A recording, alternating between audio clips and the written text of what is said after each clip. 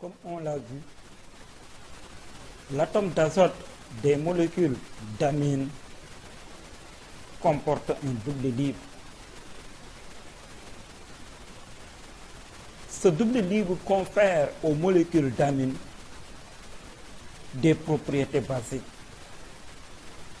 Nous allons en voir quelques-unes.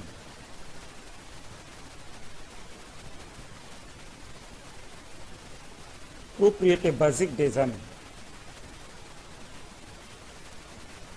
La première propriété qu'on va voir, c'est l'ionisation dans l'eau. Et on va faire l'expérience de la conductibilité électrique. Pour cela, nous aurons à réaliser le circuit suivant, où nous avons un générateur de tension continue, un interrupteur K, un ampèremètre, une lampe témoin, un électrolyseur, le tout branché en série. Nous allons commencer par la présentation du matériel.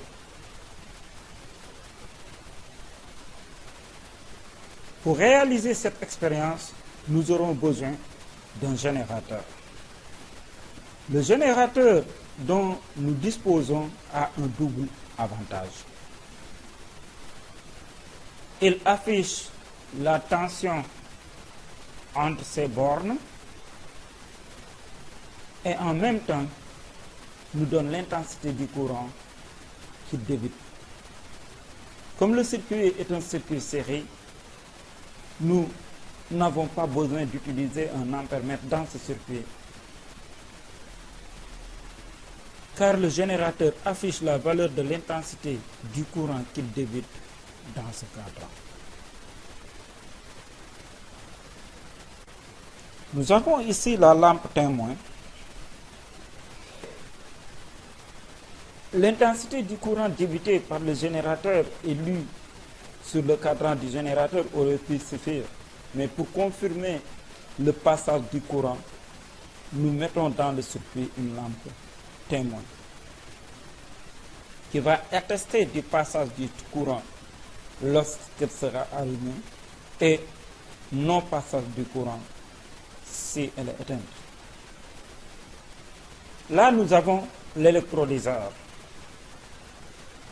C'est dans cet électrolyseur que l'on va verser l'amine pure ou la solution aqueuse d'amine pour voir si un courant va circuler dans le circuit ou non. Nous avons ici l'interrupteur. Il permet d'ouvrir ou de fermer le circuit. Ici, l'interrupteur est ouvert. Dans cette expérience, on a besoin de la méthylamine pure que nous disposons dans ce bécher. Nous avons besoin aussi d'eau distillée. Nous disposons dans cette piscette de l'eau distillée. Et on peut remarquer les fils de connexion que l'on a ici. Maintenant, versons l'amine pure, la méthylamine, dans l'électrolyseur.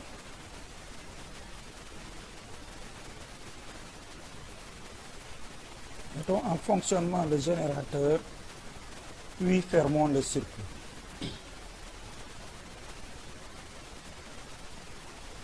Qu'observe-t-on? Pour une tension de 11,3 volts, l'intensité affichée par le générateur est de 0 ampère. Et la lampe n'est pas allumée. Ouvrons maintenant le circuit. Et versons de l'eau distillée dans le bécher, dans lequel nous allons verser l'amine pure, le contenu de l'électrolyseur.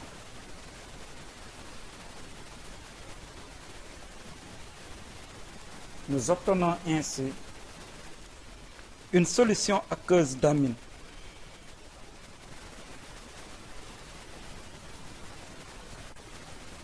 Versons maintenant la solution de méthylamine dans l'électrolyseur. Puis fermons le circuit.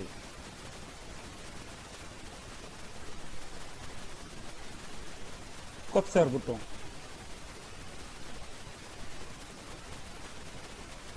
On voit que pour une tension de 11,3 volts, il circule dans le circuit 0,02 ampères, soit 20 milliampères dans le circuit. Et la lampe est allumée.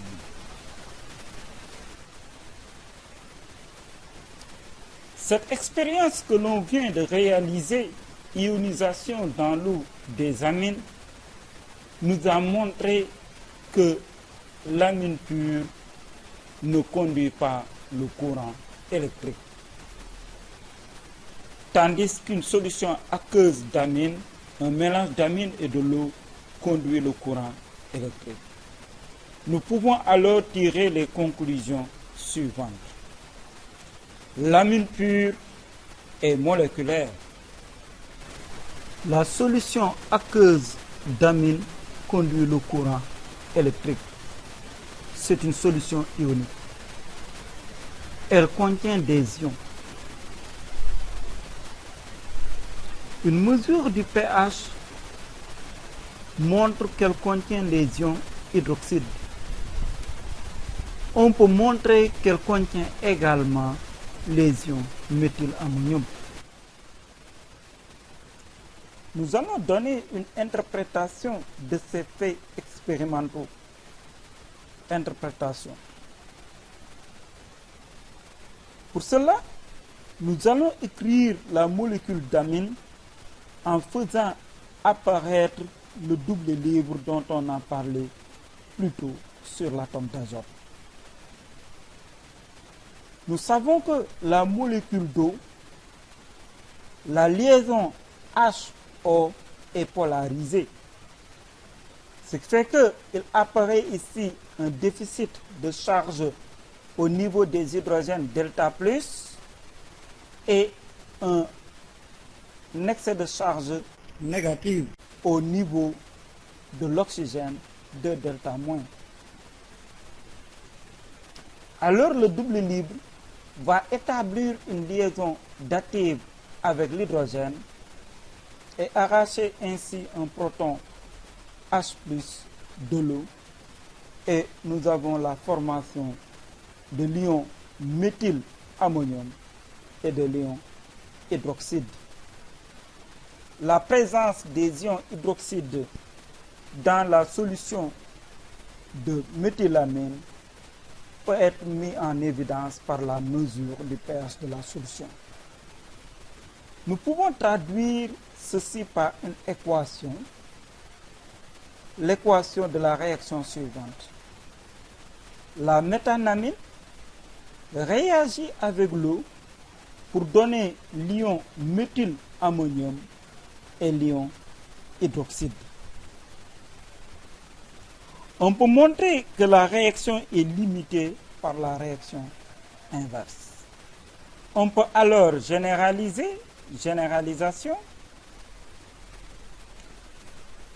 Une molécule d'amine de formule générale CnH2n plus 3n réagit avec l'eau en captant un proton H+ pour donner un ion alkylammonium de formule CnH2n plus 3NH+, plus l'ion hydroxyde OH-.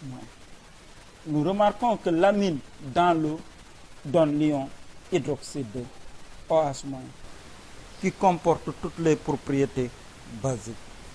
Comme on l'a dit, on peut montrer que la réaction est limitée par la réaction inverse. Nous venons là de voir une des propriétés basiques des amines. Dans la suite, nous en verrons d'autres.